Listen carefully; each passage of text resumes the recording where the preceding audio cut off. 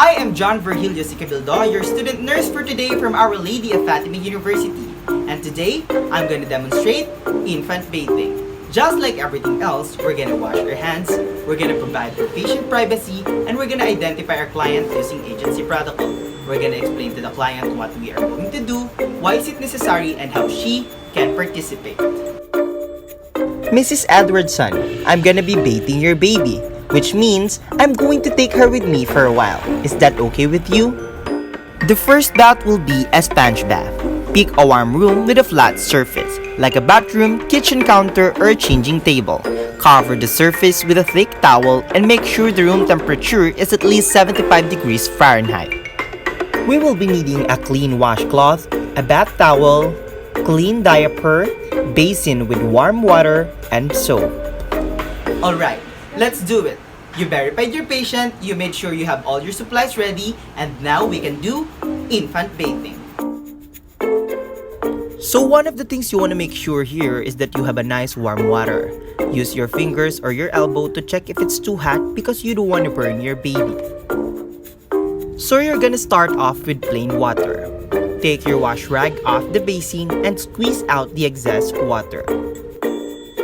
And you're gonna start off with one corner of the eye, from the inner canthus to the outer part of the eye. Go and take another part of the wash rag. Go to the other eye from the center and out. And you can go ahead and wash the face with plain water. You don't want to be using any soap at this point on the baby's face because you don't want to get soap in their eyes. And after washing the face, you can go ahead and put a little bit of soap in your water. Get the whole rag all wet and make sure it's nice and soapy. And then here, you're gonna start with behind the ears. Go to the other ear and just kind of wiping all around, getting underneath the neck, and you want to make sure too that you kind of lift up the folds a lot of times. When babies start putting on weight, they get some extra folds, and a lot of times we tend to miss those little creases and folds, so you want to make sure that you get in between. Right next to that is the both side of the arms.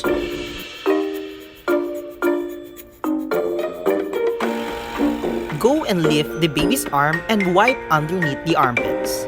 Go towards your other side and wipe it nice. The whole time, what you are trying to do is trying to bath the baby, but you don't want to get baby too wet right now. You're trying to avoid getting the umbilical area saturated with the water, because that can lead to infection. So as you're cleaning, you're trying to avoid that umbilical area. You want to make sure to get in between the creases of the legs, go to the feet, and get in between his toes. And go to the other side of the leg, his feet, and his toes. And then you're gonna roll the baby on the back. The private areas and the buttocks are your last part of the baby to be bathed on, because that is the dirtiest part of a baby. Continue wiping and go ahead, get your rag wet one more time.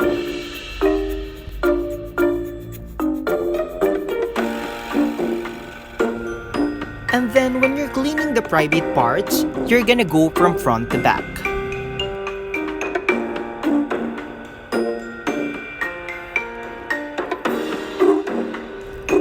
And once again, wipe it nice from front to back.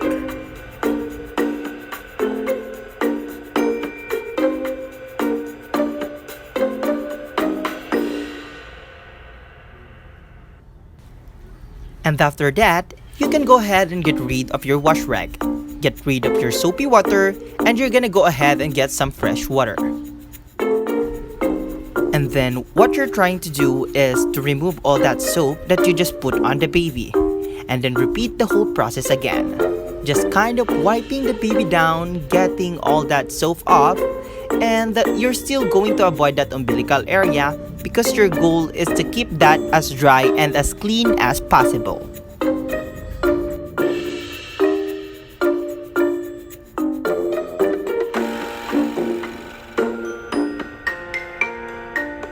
And then get that back area and finish up with the private area.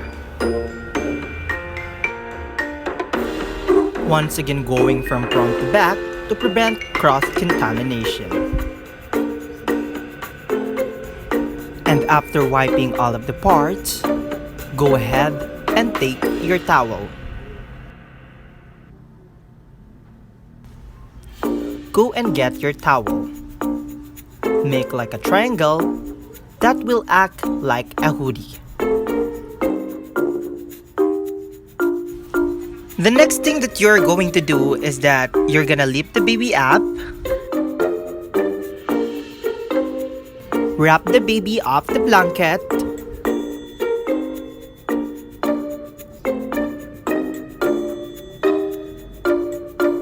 and put the baby back down.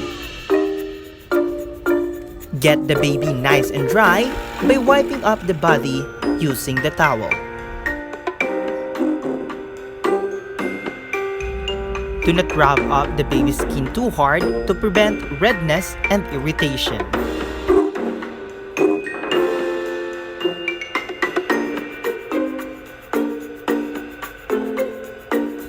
And don't forget to wipe up the back of the baby.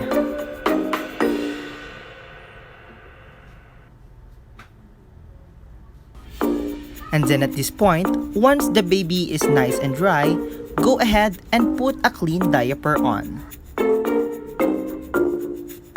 Finish up by washing the baby's hair. And don't get the baby to end up having a wet or poop while putting the diaper back on.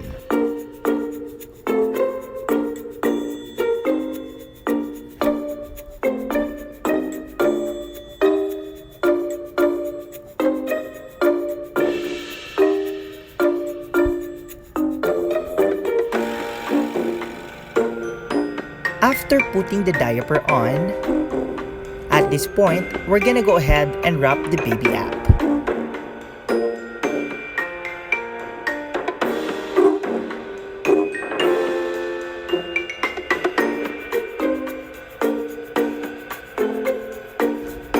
Babies like their hair get washed. Go ahead and run the warm water on the baby's head. And it's kinda like an infant massage at the same time if you have a comb or a nice baby brush. So you're gonna go ahead and make sure that your water is nice and warm. At this point, you can go ahead and put the baby's head underneath the water.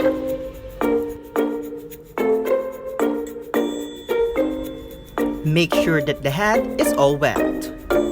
The next thing you will do is kind of wiping it and put some soap in there. Just kind of a nice soft infant massage on the baby's scalp. Once you have the baby's head nice and soapy, you can go ahead and rinse it off. Continue rinsing until you get rid of all the soap on the head.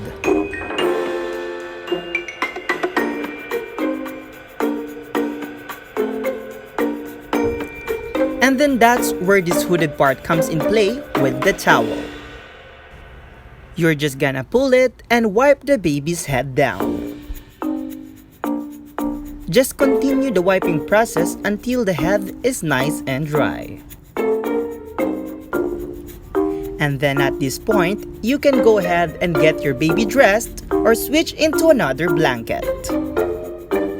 After doing the procedure, get rid of all the equipment and document such findings.